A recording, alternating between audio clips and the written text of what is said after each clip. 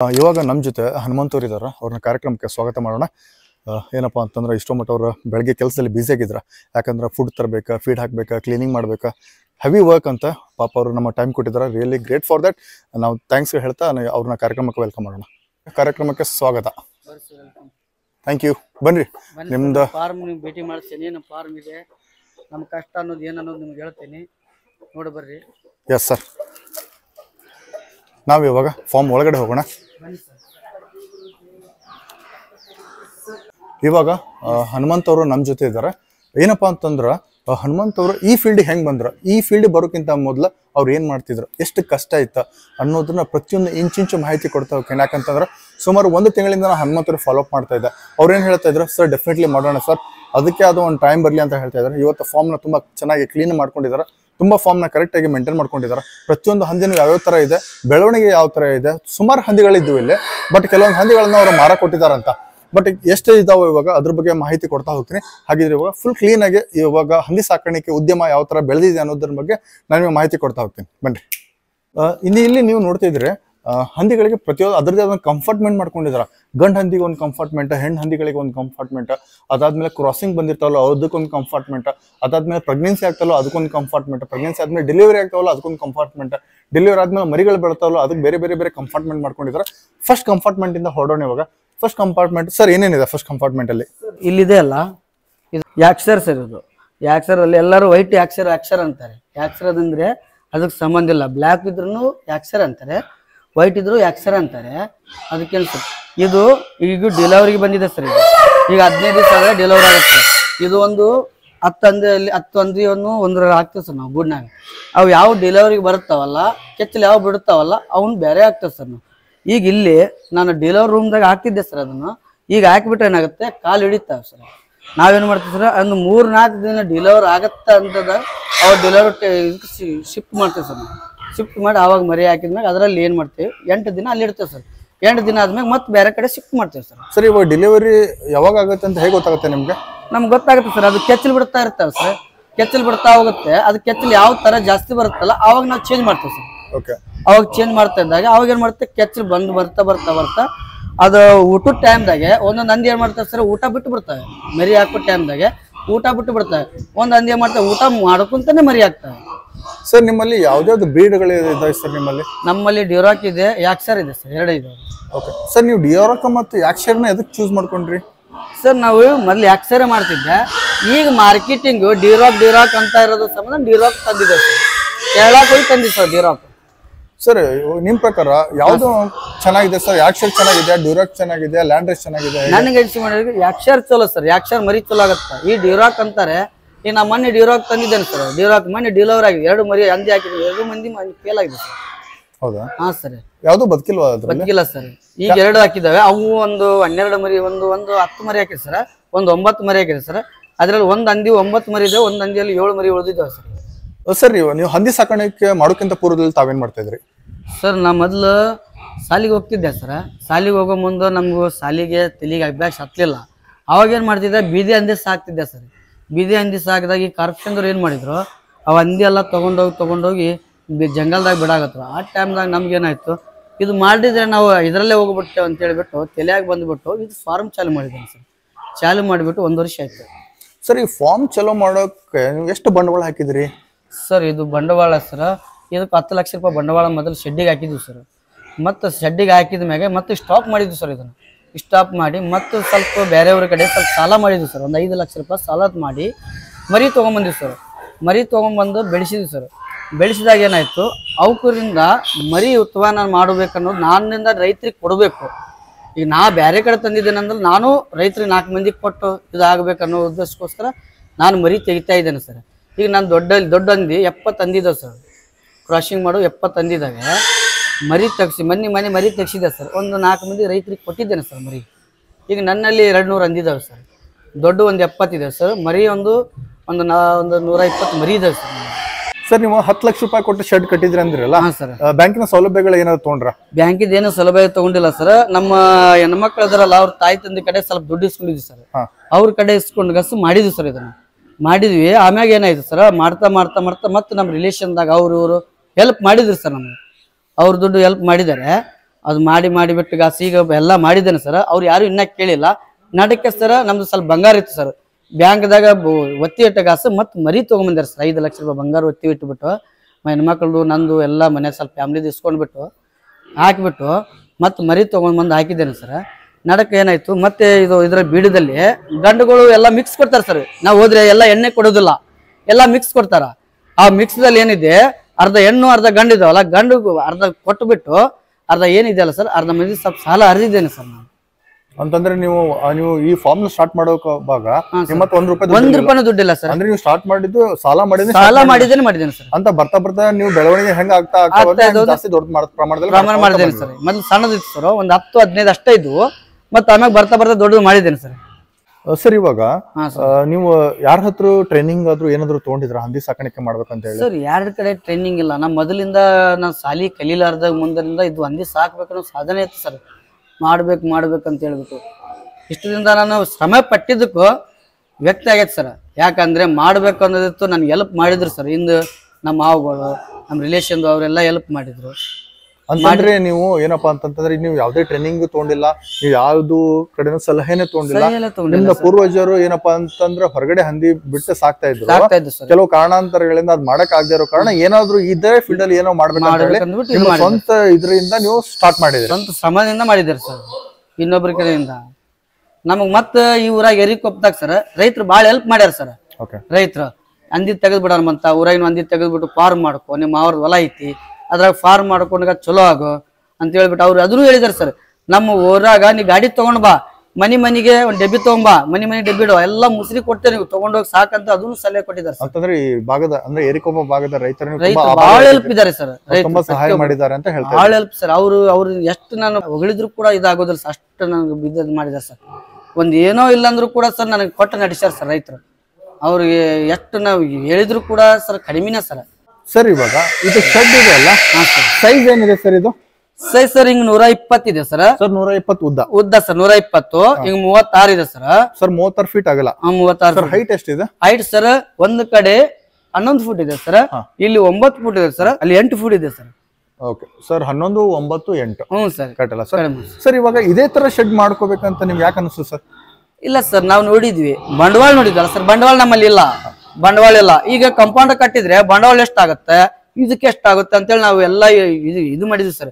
ಆಮ್ಯಾಗ ನಮ್ ತೆಲಿಗೆ ಏನ್ ಬಂತು, ಈ ಕಂಪೌಂಡ್ ಕಡೆ ಹೋಗಿದ್ದೆ ಸರ್. ಅವ್ರು ಇಲ್ಲಿ ಏರಿಕೊಪ್ಪದಾಗ ಒಬ್ರು ಕಂಪೌಂಡ್ ಹಾಕಿದ್ರು, ಅಲ್ಲಿ ಹೋಗಿ ಕೇಳಿದೆ ಎಷ್ಟು ಫೂಟ್ ಅಂತೇಳಿ. 75 ರೂಪಾಯಿ ಫೂಟ್, ನಾವೇ ರೆಡಿ ಮಾಡ್ಕೊಡ್ತೀವಿ ಎಲ್ಲ ಹಾಕಿಕೊಡ್ತೇನೆ ಅಂದ್ರು.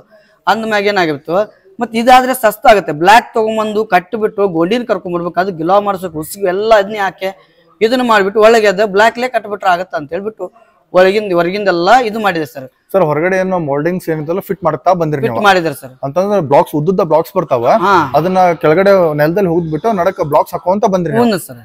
ಇಲ್ಲಿ ಒಳಗಡೆ ಗೋಡಿ ಕಟ್ಕೊಂಡ್ರಿ ನೀವು? ಒಳಗಡೆ ಎಲ್ಲ ಗೋಡಿ ಕಟ್ಟಿದ್ವಿ ಸರ್. ನಾವ್ ಎಲ್ಲ ಮಾಡ್ಕೊಂಡು ಎಲ್ಲ ಹೊರಗಿಂದೆಲ್ಲ ಮಾಡ್ಬಿಟ್ಟು ಆಮ್ಯಾಗ ಒಳಗೆಲ್ಲ ನಾವು ಕಾಂಪಿಟೇಷನ್ ಮಾಡ್ಕೊಂಡ್ವಿ ಸರ್. ಸರ್ ಇವಾಗ ಗಾಡಿ ಇದೆಲ್ಲ ಸರ್ ಎಷ್ಟು ಇಂಚ್ ಇದೆ ಸರ್ ಥಿಕ್ನೆಸ್ ಇದು? ಸರ್ ಒಂದು ಬ್ಲಾಕ್ ಸರ್.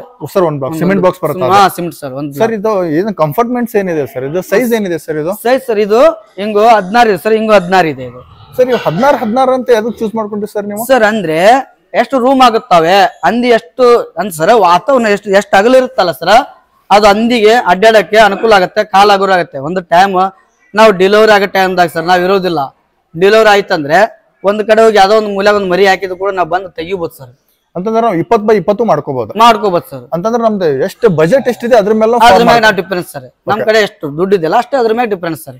ಸರ್ ಇವಾಗ ನಾ ಇನ್ನೊಂದು ನೋಟಿಸ್ ಮಾಡಿದೆ, ಏನಪ್ಪಾ ಅಂತಂದ್ರೆ ಅಲ್ಲಿ ಚಪ್ಪಡಿ ಕಲ್ಲು ಹಾಕಿದ್ರಿ, ಅದು ಯಾವ್ದಕ್ಕಂತ ತಿಳ್ಕೊಬಹುದಾ ಸರ್? ಇದು ಕಲ್ಲು ಸರ್, ಕಾಲು ಜಾರುವುದಿಲ್ಲ ಅಣ್ಣ. ಇಲ್ಲಿ ನೀವು ನೋಡ್ತಿದ್ರಿ, ಇದು ಚಪ್ಪಡಿ ಕಲ್ಲು ಯಾಕೆ ಹಾಕಿದ್ರಿ? ಕಾಂಕ್ರೀಟ್ ಹಾಕಿದ್ರಿ ಏನ್ ಸರ್? ಕಾಂಕ್ರೀಟ್ ಕೆಬರುತ್ತ ಸರ್, ಇದು ಕಲ್ಲಾದ್ರೆ ಕಾಲು ಜಾರುವುದಿಲ್ಲ ಸರ್. ಇದ್ರಲ್ಲಿ ಕಾಂಕ್ರೀಟ್ಗೆ ಅವು ಇದು ಚಗಣಿ ಆಗ್ತಾವಲ್ಲ ಸರ್, ಅದು ಕುಂತ್ರೆ ಕಾಲ್ ಜಾರ್ತಾವ ಸರ್. ಇದ್ರಲ್ಲಿ ಕಾಲು ಜಾರುವುದಿಲ್ಲ. ಒಂದ್ಸಲ ನೀರು ಹೊಡೆದು ಬಿಟ್ಟಂದ್ರೆ ಎಲ್ಲ ಹೊಡೆದೋಗುತ್ತೆ.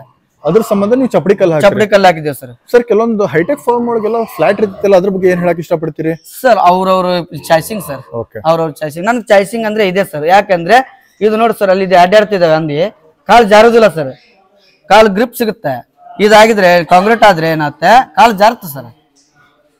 ಸರ್ ಚಪ್ಪಡಿ ಕಲ್ಲು ಹೇಗ್ ಬಂದು ಪ್ರೈಸ್ ನಿಮ್ಗೆ? ಸರ್ ಪ್ರೈಸ್ ಅಂದ್ರೆ ಒಬ್ರು ರೋಡ್ ಮಾಡ್ತಾ ಇದ್ರು ಸರ್, ಅವ್ರ ಕಡೆ ಕಾಂಟ್ರಾಕ್ಟ್ ಕಡೆ ಹೋದೆ ಸರ್, ಕಲ್ಲು ಬೇಕಾದಂತಂದ್ರು. ಅವ್ರು ಏನ್ ಮಾಡ್ಬಿಟ್ರು, ಅವ್ರ ಕಡೆ ತಗೊಂಡು ಬಂದೆ ಸರ್ ನಾನು. ತಗೊಂಡು ಬಂದ್ಬಿಟ್ಟು ಹಾಕಿದೆ ಸರ್. ಅವು ಕಲ್ಲೆಲ್ಲ ಒಡೆದೋಗಿದ್ವು ಸರ್, ಅವೆಲ್ಲ ಹೊಡೆದಾಕಿದ್ರು. ಅವ್ರು ತುಂಬ್ಕೊಂಡು ಹೋಗ್ತಾ ಇದ್ದೆ. ಅವ್ರು ಕೇಳಿದೆ, ಸರ್ ಹಿಂಗಿದೆ ಸರ್, ನಾವು ಪಾರ್ ಮಾಡ್ಕೋಬೇಕು ಸರ್, ಹೆಲ್ಪ್ ಮಾಡಿ ಸರ್ ಅಂದ್ರೆ ಅವ್ರು ಆಯ್ತಪ್ಪ ತಗೊಂಡೋಗು, ನಮ್ದು ಈಗ ಚಾರ್ಜ್ ಆಗುತ್ತೆ ಅಂತಂದ್ರೆ ಚಾರ್ಜ್ ಕೊಟ್ಬಿಟ್ಟು ತಂದೆ ಸರ್. ಸರ್ ಹೇಗೆ ಬಂದ್ಬಿಟ್ಟು ನಮ್ಮ ಕಲ್ಲದು ಸರ್ ಅವರು ಕಲ್ಲು ಸರ ಅವು ಮಣ್ಣಾಗ ಮುಚ್ಕೊಂಡು ಹೋಗಿದ್ದು ಸರ್. ಅವು ಎಲ್ಲ ಜಿಸಿಪ್ಲೆ ಮಣ್ಣು ಹಾಕಿದ್ರು. ಅವೆಲ್ಲ ನಾವೇ ತಕೊಂಡ್ಬರೋದು ಸರ್. ತಕೊಂಡ್ ಮಾಡ್ಬೋದ್ಬಿಟ್ಟು ಒಂದು ಎಲಿವೇಶನ್ ಕಟ್ಟಿಗೆ ತಗೊಂಡ್ಬಂದಿದ್ದೆ ಸರ್ ನಾನು. ಸರ್ ಇದು 120 ಫೂಟ್ ಉದ್ದ ಇದೆ ಸರ್. ಹ್ಞೂ ಸರ್. ಸರ್ ಇವಾಗ ಪಾರ್ಟಿಷನ್ 16 ಅಂತ ಎಷ್ಟು ಪಾರ್ಟಿಷನ್ ಮಾಡ್ಕೊಂಡಿದ್ದೀರಿ ಸರ್? ಸರ್ ಒಂದ್ ಕಡೆ 8 ರೂಮ್ ಇದಾವೆ ಸರ್. ಒಂದ್ ಕಡೆ ಈ ಕಡೆ ಇದೆ ನೋಡಿ, ಈ ಕಡೆ 16 ಸರ್, ಈ ಕಡೆ ಕಡಿಮೆ ಇದಾವೆ ಸರ್. ಯಾಕೆ ಒಂದ್ ಸೈಡ್ ಕಡಿಮೆ ಒಂದ್ ಸೈಡ್ ಜಾಸ್ತಿ ಅಂದ್ರೆ ನಡಕ್ಕೆ ನಮ್ಗೆ ಕಾಂಪಿಟೇಷನ್ ಬೇಕಲ್ಲ ಸರ್, ಗಾಡಿ ದುಡ್ಕೊಂಡು ಹೋಗಕ್ಕ ಮುಸ್ರಿ ಹಾಕಬೇಕಲ್ಲ ಅಡ್ಡಾಡಕ್ಕೆ, ಅದಕ್ಕೆ ಕಡಿಮೆ ಮಾಡಿ ಸರ್. ಇಲ್ಲಿ 6 ಫೂಟ್ ನಡಕ್ಕೆ ಕೊಂದಿದ್ದೇವೆ ಸರ್. 6 ಫೂಟ್ ಅಂದ್ರೆ ಆ ಕಡೆ ಕಡಿಮೆ ಆಗುತ್ತೆ, ಇದು ಜಾಸ್ತಿ ಆಗಿದೆ. ಅಂದ್ರೆ ಜಾಸ್ತಿ ಅಂದ್ರೆ ಇಲ್ಲಿ ಹಂದಿ ಹಾಕಕ್ಕೆ, ಈ ಕಡೆ ಎಲ್ಲ ಗಂಡು ಬೀಜದ ಇರ್ತಾವಲ್ಲ, ಬೀಜ ತೆಗೆದ್ಮ್ಯಾಗ ಈ ಕಡೆ ಹಾಕ್ಬೇಕಲ್ಲ. ಈ ಕಟಿಂಗ್ ಮಾಲ್ ಅಂದ್ರೆ ಈ ಕಡೆ ಹಾಕ್ಬಿಡುತ್ತೆ ಸರ್. ಇದೆಲ್ಲ ಎಲ್ಲ ಬೀಡಿನ ಮಾಲ್ ಸರ್. ಈ ಕಡೆ ಹಾಕೋದು, ಈ ಕಡೆ ಎಲ್ಲ ಬೀಡು ಮಾಲ್ ಅಂದ್ರೆ ಮರಿ ತೆಗ್ಸೋಕೆ. ಅಂದ್ರೆ ಕಲ್ಲು ಚಲೋ ಹಾಕಿದ್ದೇವೆ, ಗ್ಯಾಪ್ ದೊಡ್ಡದಿದೆ, ಕಾಂಪಿಟೇಷನ್ ಇದಲ್ಲ, ದೊಡ್ಡವು ಇದಾವೆ ಇವು. ಈ ಕಡೆ ಎಲ್ಲ ಕಾಂಪಿಟೇಷನ್ ಸಣ್ಣದ ಸರ್, ಹಂಗಾಗಿ ಈಚೆ ಕಡೆ ನಾವು ಹಾಕಿರೋದು ಸರ್. ನಿಮ್ಮ ಅನುಭವದ ಪ್ರಕಾರ ಸರ್ ಯಾವ ಬ್ರೀಡ್ ಬೆಸ್ಟ್ ಸರ್? ನಾನು ಅನುಭವ ಪ್ರಕಾರ ಅಂದ್ರೆ ನಾನು ಯಾಕ್ಸರ್ ಸಾಕಿದ್ದೆ ಸರ್. ಯಾಕ್ಸರ್ ನಾನು 14 ಮರಿ ಮಟ್ಟ ಯಾಕ್ಸರ್ ಕೊಟ್ಟಿದ್ದೆ ಸರ್. ಈಗಿನ ಮೂಮೆಂಟ್ ಸರ್ ಎಲ್ಲ ಡಿರಾಕ್ ಅಂತ ಇದ್ದಾರೆ. ನಾವು ಫಸ್ಟ್ ಟೈಮ್ ಸಾಕಿರೋದು, ಇನ್ನು ಯಾವ ಮರಿ ಹಾಕಿಲ್ಲ, 2 ಹಾಕಿರೋದು. ನೋಡ್ಬೇಕು ಸರ್ ಇನ್ನು ಮ್ಯಾಗ ಡಿರಾಕ್ ಏನಿದೆ ರೇಟ್ ಅಂತ ಹೇಳಿ.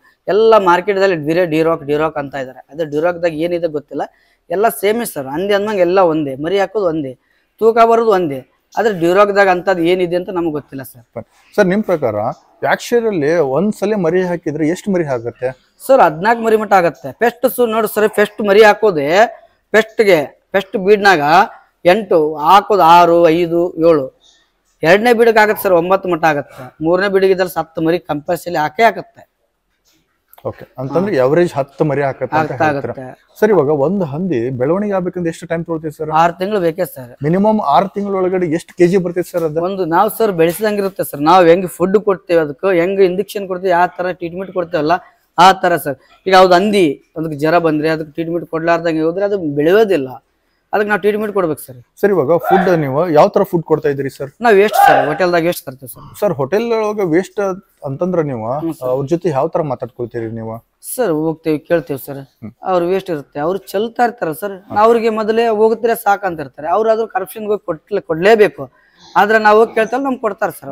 ಓಕೆ ಸರ್, ಅದಕ್ಕೇನೋ ದುಡ್ಡು ಏನಾದ್ರು ಕೊಡ್ತಾರೆ? ದುಡ್ಡು ಕೊಡೋದಿಲ್ಲ ಸರ್. ಸರ್ ಇವಾಗ ನಿಮ್ಮ ಹುಬ್ಳಿ ಧಾರವಾಡದಲ್ಲಿ ಇಷ್ಟಕ್ಕೊಂದು ಹೋಟೆಲ್ಸ್ ಇದೆ ಸರ್.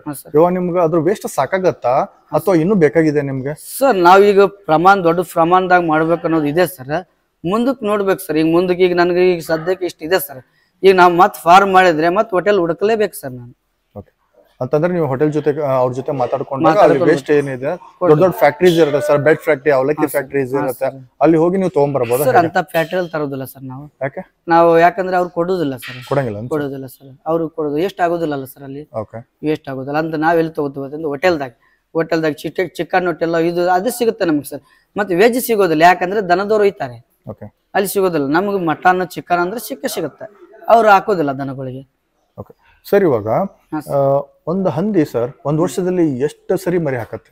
2 ಸಲ ಸರ್. 2 ಸಲ ಮರಿ ಹಾಕತ್ತೆ. ಅವರೇಜ್ ಅಂತಂದ್ರೆ 6 ತಿಂಗಳಿಗೆ ಒಂದ್ಸಲಿ ಮರಿ ಹಾಕತ್ತೆ, ಅಂತಂದ್ರೆ 10 ಮರಿ ಆಗತ್ತೆ ಸರ್.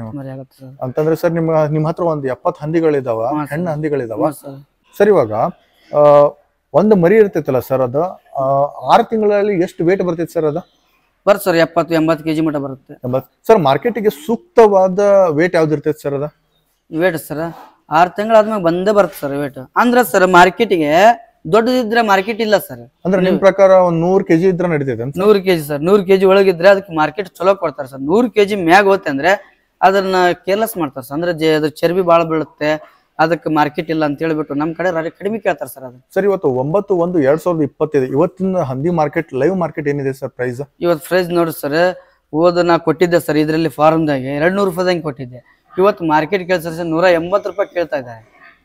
ಅವರೇ ಬಂದ್ಬಿಟ್ಟು ತಗೊಂಡು ಹೋಗ್ತಾ ಇರೋಕೆ ಸರ್. ಇವಾಗ ಎಲ್ಲ ಆಯ್ತು, ಊಟ ಹೇಗ್ ಮಾಡ್ತೀರಾ ಆಯ್ತು, ಅದಾದ್ಮೇಲೆ ನೀರ್ ಸ್ವಚ್ಛತೆ ಯಾವ ತರ ಮಾಡ್ತೀರಾ ಸರ್? ನಾವ್ ಬೆಳಿಗ್ಗೆ ಬಂದ್ಬಿಟ್ಟು ಸರ್, ಇವತ್ತು ನಾವ್ ಬೆಳಿಗ್ಗೆ ಬಂದು ಕ್ಲೀನ್ ಮಾಡೇ ಮಾಡ್ತೇವೆ ಸರ್. ನಾವು ಸ್ವಚ್ಛ ತೊಳೆದು ಬಿಟ್ಟು ಮುಸ್ರಿ ಹಾಕೋದು ಸರ್. ಅಂದ್ರೆ ಪ್ರತಿ ದಿನ ನೀವು 2 ಸರಿ ಕ್ಲೀನ್ ಮಾಡ್ತೀರಿ? ಮಾಡ್ತೇವೆ ಸರ್. ಒಂದು ಸಲ ಮಾಡ್ತೇವೆ ಸರ್ ಕ್ಲೀನ್, ಒಂದು ಸಲ ಮಾಡ್ತೇವೆ. ಸಾಯಂಕಾಲ ಮುಸುರಿ ಹಾಕಿ ಬೆಳಿಗ್ಗೆ ಎದ್ದು ಮತ್ತೆ ತೊಳಿತೇವೆ ಸರ್. ಯಾಕೆ 2 ಸಲ 2 ತೊಳಿಂದಲ್ಲ ಅಂದ್ರೆ ಸಾಯಂಕಾಲ ಅವಕ್ಕೆ ಥಂಡಿ ಹತ್ತದ ಸರ್, ಬೆಳವಣಿಗೆ ಆಗೋದಿಲ್ಲ.